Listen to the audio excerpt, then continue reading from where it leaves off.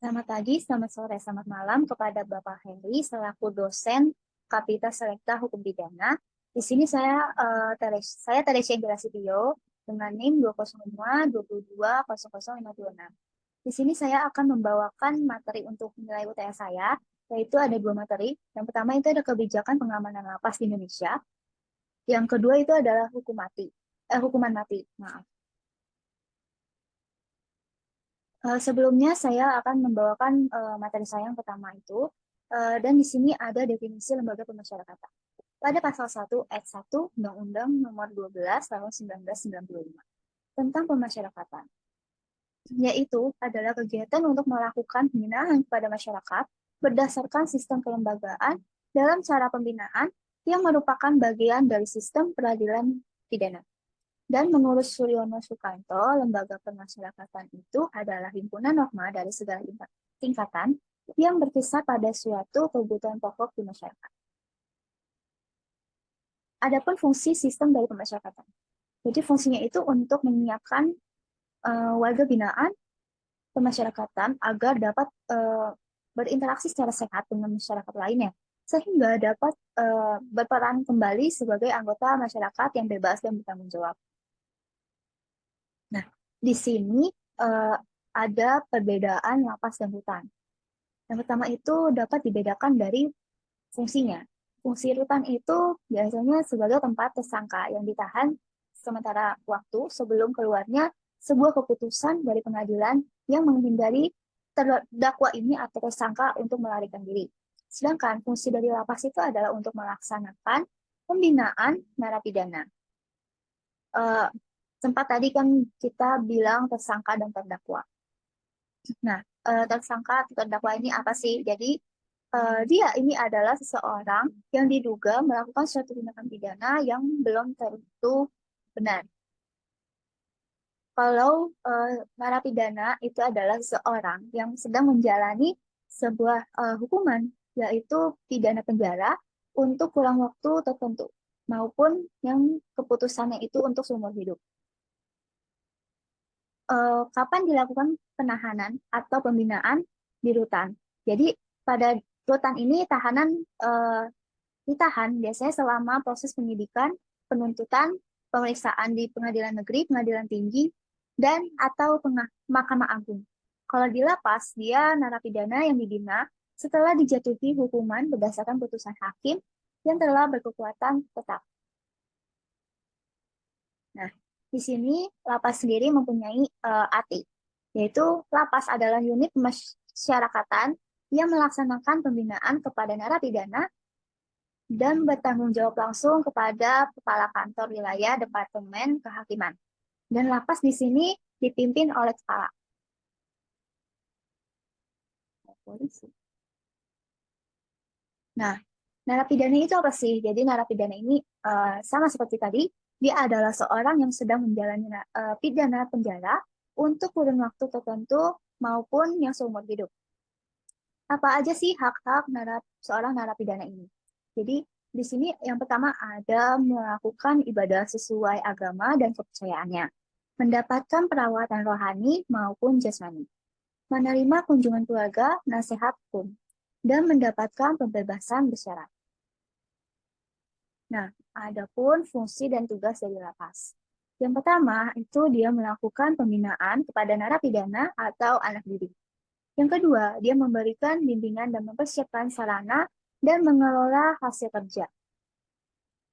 Pemeliharaan keamanan dan tata tertib, serta melakukan tata usaha dan rumah tangga. Menurut peraturan pemerintah tahun 27, nomor 27 tahun 1983, pada bab 8 dan pada pasal 18 mengatakan bahwa di setiap ibu kota kabupaten pasti akan dibentuk sebuah lapas atau rutan yang akan dibuat oleh menteri. Dan kepala cabang rutan dan lapas ini akan diangkat dan diberhentikan oleh seorang menteri. Apa aja sih fungsi dan tugas dari rutan? Kalau tadi kan lapas, sekarang rutan. Jadi fungsi dan tugas dari rutan itu adalah untuk melakukan pelayanan tahanan, melakukan pemeliharaan keamanan dan tata tertib rutan, melakukan pengelolaan hutan, serta melakukan urusan tata usaha. Nah, ada apa aja sih asas yang terkandung di dalam pembinaan? Jadi, yang pertama itu ada pengayoman. Pengayoman di sini yang dimaksud adalah perlakuan dalam rangka melindungi dari kemungkinan diulanginya tindak pidana agar eh, narapidana tersebut dapat menjadi warga yang berguna di dalam masyarakat. Yang kedua itu adalah asas terjaminnya hak untuk tetap berhubungan dengan keluarga dan orang tertentu. Meskipun narapidana ini berada di lapas, dan narapidana tersebut harus tetap didekatkan dengan masyarakat lain dalam bentuk kunjungan dan berkesempatan berkumpul bersama keluarga seperti cuti kunjungan keluarga.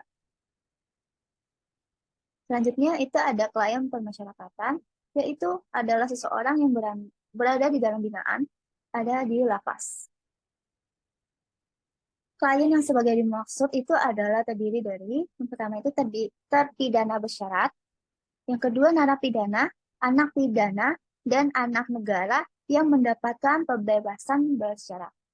Yang ketiga ada anak negara yang berdasarkan putusan pengadilan, pembinaan yang diserahkan kepada orang tua asuh atau badan sosial. Yang keempat, ada anak negara yang berdasarkan keputusan menteri atau penjabat di lingkungan Direktorat Jenderal Masyarakatan yang ditunjuk bimbingannya yang diserahkan kepada orang tua asuh atau badan sosial. Yang kelima, itu ada anak yang berdasarkan penetapan pengadilan. Selanjutnya saya akan membawa materi saya yang kedua, itu adalah hukuman mati. Berdasarkan pada RUU KUHP pada pasal 69 maupun berdasarkan hak yang tertinggi bagi manusia. Pidana mati itu adalah pidana yang terberat. Mengapa? Karena hukuman mati ini itu pelaksanaannya berupa penyerangan terhadap hak hidup manusia yang sesungguhnya berada di tangan Tuhan. Hukuman mati ini merupakan kejahatan negara, pemikiran, dan perencanaan terhadap suatu pembunuhan yang dilakukan dan dipersiapkan secara sistematis oleh negara. Adapun pengertian hukuman mati secara umum. Jadi hukuman mati di sini adalah sistem yang dilakukan dengan suatu pilihan perbuatan mematikan kepada pelaku tindak pidana yang telah diputuskan bersalah atas putusan pengadilan yang berkekuatan hukum tetap. Di Indonesia ini termasuk negara yang masih melakukan sistem hukuman mati. Mungkin udah banyak ya ratusan orang yang meregang nyawanya di hadapan regu tembak kepolisian Indonesia. Salah satunya mungkin ada kasus hukuman mati yang menghebohkan masyarakat. Mungkin udah kenal, yaitu kasus yang menimpa Brigadir J atau Nofriansyah Yosua Huta Barat. Berikut kasus yang menimpa Brigadir J. Jadi kasus yang saya bawa mengenai hukuman mati di Indonesia itu ada Ferdi Sambo yang divonis hukuman mati. Pada Jakarta, Kompas.com, mantan Kepala Divisi Profesi dan Pengamanan, Polri Ferdi Sambo ini divonis hukuman mati dalam kasus pembunuhan berencana terhadap mantan ajudannya, yaitu Nofriansyah Yosua Huta Barat atau yang biasa disebut dengan Brigadir J. Nah, Majelis Hakim Pengadilan Negeri mengatakan bahwa Ferdi Sambo ini terbukti secara sah dan meyakinkan bersalah melakukan pembunuhan berencana terhadap Brigadir J. Ya, sebagaimana sesuai dengan dakwaan jaksa penuntut umum atau JPU.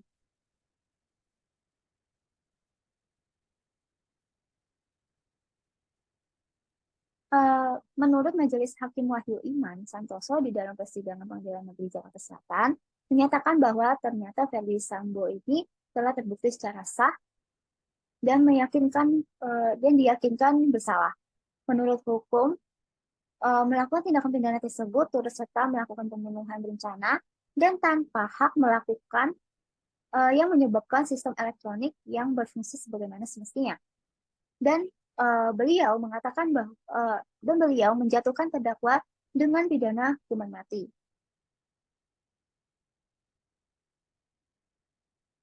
Mantan anggota Polri tersebut yang yang diangkat dengan pangkat terakhir jenderal bintang 2 itu dinilai telah melanggar pasal 340 Kitab Undang-Undang Hukum Pidana atau KUHP dengan pasal 55 ayat 1 KUH Pidana.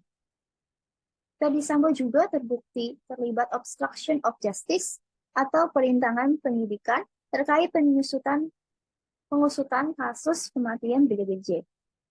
Ia terbukti melanggar pasal 49 UU ITE Jakto pada pasal 55 KUHP. Nah, di sini ada beberapa jenis praktik hukuman mati yang ada di Indonesia. Yang pertama itu ada hukuman pancung. Hukuman pancung ini adalah hukuman yang dengan cara memotong kepala, sengatan listrik, dengan cara duduk di kursi yang kemudian akan dialiri listrik bertegangan tinggi. Yang kedua itu ada hukuman gantung. Hukuman gantung itu adalah hukuman dengan cara digantung di tiang gantungan. Yang ketiga itu ada suntik mati. Suntik mati itu adalah hukuman dengan cara disuntik obat yang dapat membunuh setiap manusia yang mengalami hukuman itu. Nah, yang keempat itu ada hukuman tembak. Hukuman tembak ini adalah hukuman yang dengan cara menembak tubuh seseorang. Yang biasanya pada hukuman ini tuh pidana harus menggunakan penutup mata agar mereka tidak bisa melihat pada hukuman yang sedang berlangsung itu. Yang terakhir itu ada rajam. Rajam ini adalah hukuman dengan cara dilempari batu dan mati. Nah, mungkin ada yang beranggapan ya, apa sih pandangan negara mengenai hukuman mati di Indonesia ini? Dalam kerangka hukum nasional, hak untuk hidup juga diatur dalam Konstitusi Indonesia. Ketentuan ini ditegaskan dalam pasal 4 Undang-Undang Nomor 39 Tahun 1999 mengenai hak asasi manusia adalah hak untuk hidup, hak untuk tidak tersiksa, hak kebebasan pribadi, pikiran, dan hati nurani, serta hak beragama dan hak untuk tidak diperbudak. Sekian presentasi dari saya. Jika ada kekurangan kata dan kesalahan kata, mohon maaf yang sebesar-besarnya dan selebihnya terima kasih.